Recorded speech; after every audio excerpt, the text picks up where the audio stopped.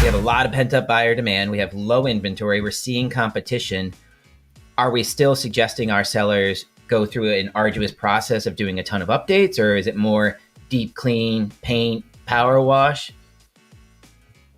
Yeah, I would say definitely, in my opinion, save the money on the big renovations. Mhm. Okay, put that into your next home if you want to do that. Just make sure it's clean. Make sure it's decluttered, depersonalized. If you have any neon colors on the walls, maybe take those off. Right. Okay. And how about you, Tina? I agree with Greg. That's, I'm doing a walkthrough. You never know what you're going to walk into. And then it's pretty much a case by case. Right.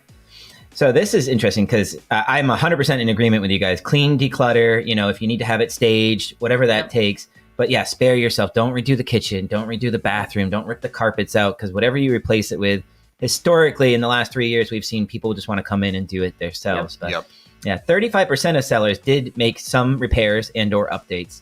So again, reasonable updates, but nothing extraneous, right? Oh, there's a hole in the wall. Okay, we should probably take care of that. Yeah. But 33% of them cleaned and decluttered the home. And this one I really like. 31% of them found an agent to help them out, right? Because we talk about that all the time. We work with a lot of stagers. We work with a lot of organizers. Let the agent, find yourself a local agent that has local connections that can say, hey, I have 2 or 3 people that can come in here, and you don't even really have to do anything except kind of give direction and let them work their magic, right? Have you, how has that experience gone for you, having, let's say you walk into a house and the house is kind of crazy and there's boxes and things everywhere, and you're like, all right, we need to get 40% of this out. Have you brought in somebody to help them do that, or have you been that person? No, well, I've done both. Okay. But I prefer, if it's within the budget, have someone come in and just take over. Mm-hmm. It's easier. Let your client stand back, take over, and then everything's packed up. You can leave it in the garage. You can leave it, wherever you have storage, and it shows better too. Absolutely. Greg?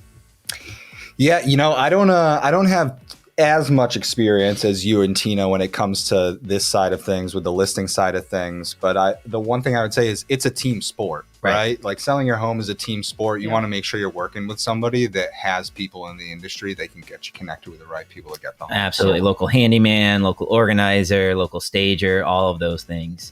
Then they threw out a couple things that, your agent should be doing for you, which is this, I have to honestly, it kind of makes me smile a little bit. Had listing photos taken, 34%, created marketing material such as flyers, 27%, created a 3D virtual home tour, 20%, staged the home, 11%. Every agent should be doing this. Yeah. And what made me chuckle about it is this is just part of what we offer. There is no extra here. This is just, when you work with a one-team agent, this is what happens, right? You don't have to ask for it. It's not even, it is our expectation that this is the service we're going to provide for our clients, right? You shouldn't have to be, hey, can you help me do this? Or are you going to have professional photos taken? Yeah. It's like, no, we're going to do professional photography, videography. We're going to do drones. We're going to do floor plans. We're going to create flyers, right? If we need to help you stage the home, we have people that work with us so that we can, do that for our clients. I've actually had to one time cover that for a client just because of the situation they were in. They needed to buy and sell. And it was like, all right, well, what's the most effective way we can do this?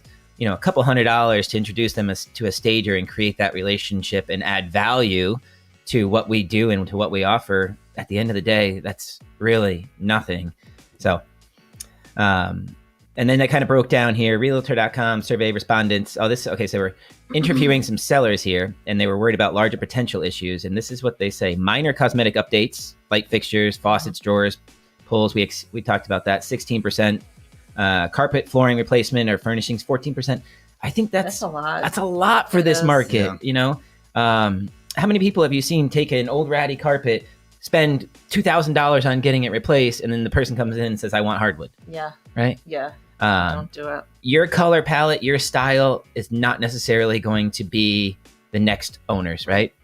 Your better opportunity is to do something neutral that just kind of shows them what an open canvas would look like, right? Go with the grays, go with the eggshells, go very, very basic with that, even just like a soft white color, and let them come in and visualize exactly how they want it to look. Yep. This is a big one that we don't talk about enough. I don't think so. Landscaping, right? Little things like adding mulch, a raised bed garden, vegetation, etc. you can go to any garden store right now and spend $100 and get some like spring plants and a couple bags of mulch, and you could take your yard from looking like it's coming out of winter into like it's been in spring for the last couple of months. And that pop and that curb appeal, one, for the photos is going to draw people to it. Second, when they pull into your driveway, they're going to be like, wow, this place does look like the photos, which is something, again, we've seen too many times not happen.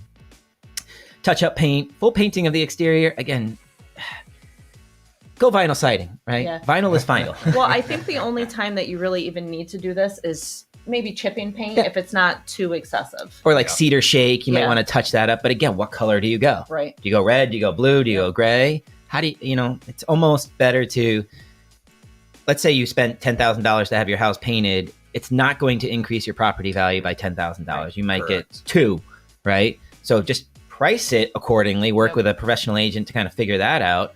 And then again, let the next person come in and do it. Replacing major appliances, kitchen or laundry. I could go back and kitchen. I would say no. Laundry, I could go back and forth with. Nobody wants a 1985 dryer. Replacing the roof. That is a big one that could add a lot of value and save you a lot of headaches during the inspection process. So replacing major systems, HVAC, hot water heater, heating. Obviously, that's kind of a no-brainer. You have to have running water and you have to have heat and cooling. Caulking and replacing grout. So that's what Realtor.com says a seller should be considering before they go on the market this spring.